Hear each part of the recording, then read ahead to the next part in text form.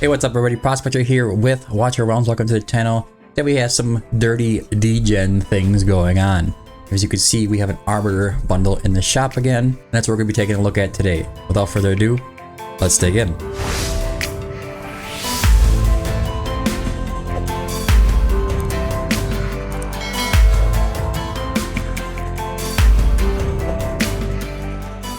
Alright, so we have this Legendary Arbiter bundle.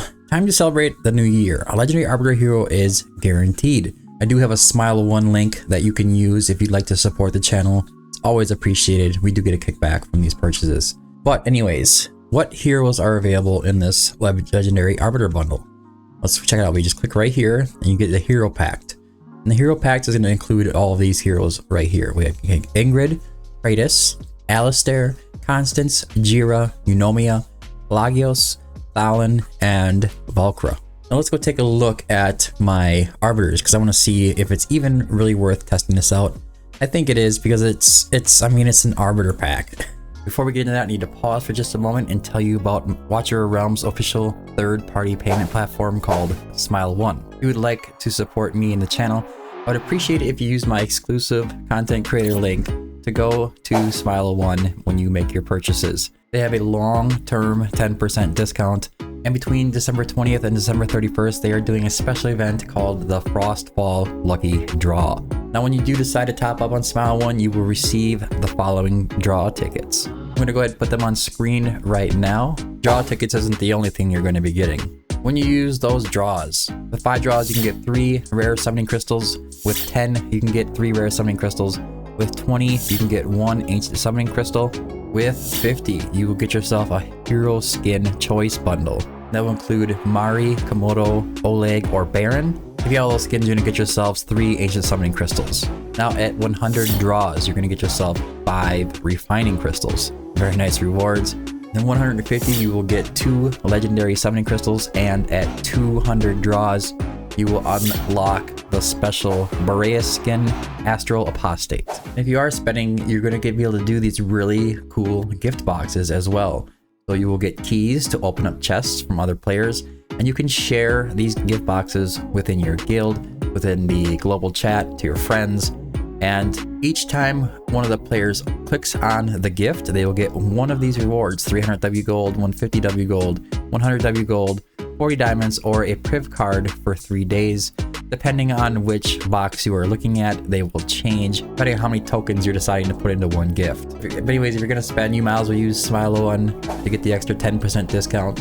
And also, you might as well support a creator of your choice. I'd appreciate if you click my exclusive link to help us out. Moonton is offering a revenue share for this event. But anyways, let's get back to the video. Any of those heroes would be great. So we have Valkyra at A4.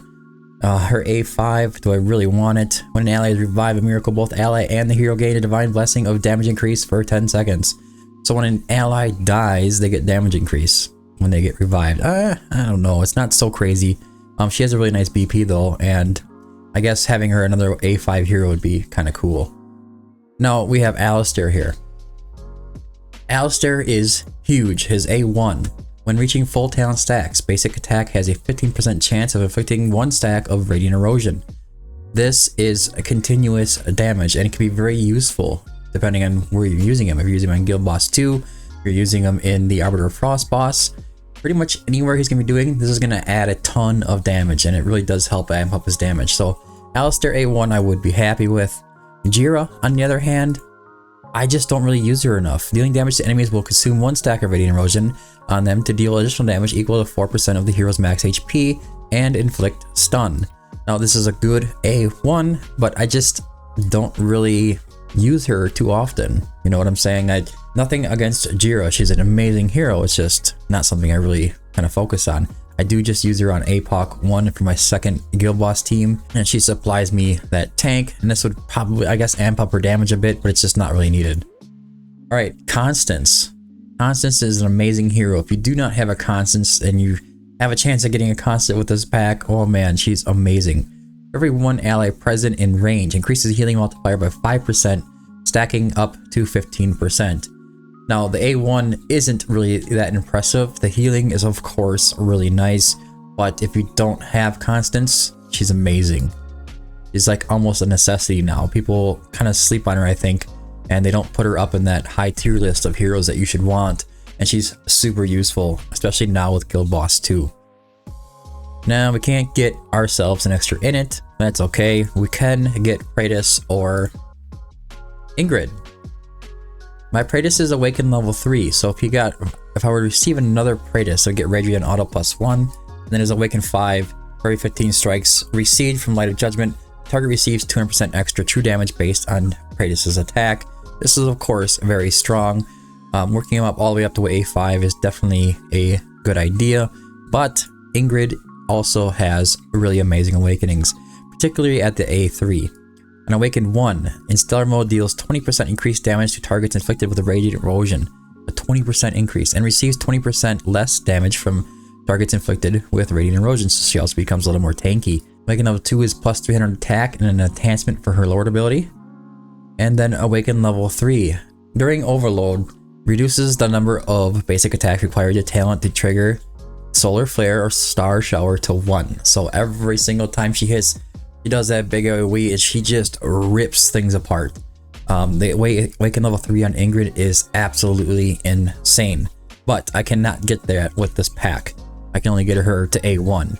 I think I would prefer in this pack to get myself an A1 Ingrid and start being able to work up with Legendary Soul Stones to hopefully get to that A3 versus getting Praetus to A5. A3 Praetus is really strong for me right now, but if I got an Alistair, I would be happy about it. Now back to the shop, there was some other heroes in there. We have Pelagios in there. Pelagios is really good for the Furious Torrent boss.